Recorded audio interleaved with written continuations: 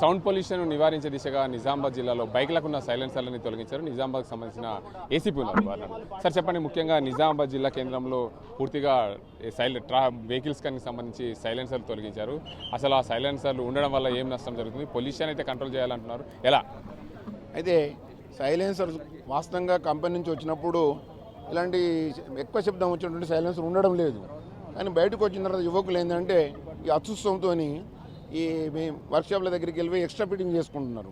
దీనివల్ల ఏంటంటే భయంకరమైన శబ్దంతో వాహనం నడపడం వల్ల శబ్ద కాలుష్యం ఏర్పడుతుంది, ప్రజలకు హానికరం కూడా. కాబట్టి దాంతోపాటు కొంతమంది భయపడే అవకాశాలు ఉంటాయి. ఎక్కువ శబ్దంతో వస్తున్నప్పుడు రాత్రిపూట నడిపితే నిద్రపోయే వాళ్ళకు కూడా ఇబ్బందికరంగా ఉంటుంది.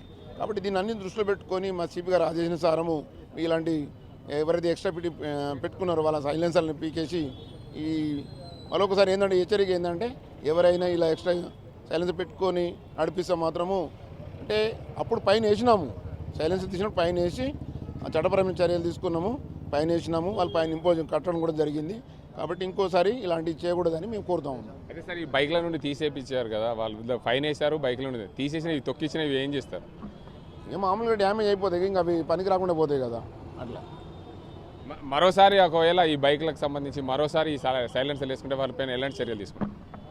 ఇప్పుడు మనము అందుకే మేము ఈసారి మనము ఆర్టీఓ అంటే ట్రాన్స్పోర్ట్ డిపార్ట్మెంట్ వాళ్ళు సహకారం కూడా తీసుకుంటున్నాము. మేము ఎంత ఎక్కువగా వీలుంటే అన్ని సెక్షన్లు పెట్టి పైన ఇంపోజ్ చేసి వారిని ఒక క్రమ పద్ధతిలో పెట్టడానికి ప్రయత్నం చేస్తున్నాము.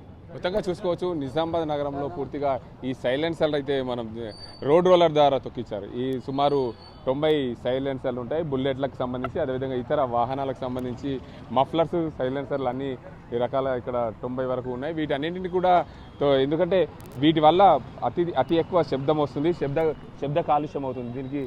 దీనివల్ల చాలా ఇబ్బందులకు గురవుతారనే కోణంలో కూడా దీనికి సంబంధించిన ఆర్టీఏ, మరోవైపు డిటిఓ ఇద్దరు కూడా చెప్తున్న పరిస్థితి. నిజామాబాద్ నగరంలో ఏదైతే ట్రాఫిక్ ఏసీపీ ఆధ్వర్యంలో ఏదైతే దీనికి అన్నింటికి సంబంధించి వీటిని సైలెన్సర్లు తొక్కించడం జరిగింది. ఇది రోడ్ రోలర్ ద్వారా 90 సైలెన్సర్లు తొక్కించడం వల్ల పూర్తిగా ఇలాంటి వాహనాలు ఏవైతే సరే ఈ వాహనాలు మరోసారి సైలెన్సర్లు పెట్టుకోకుండా ఉండే విధంగా కఠిన చర్యలు తీసుకుంటున్నాం.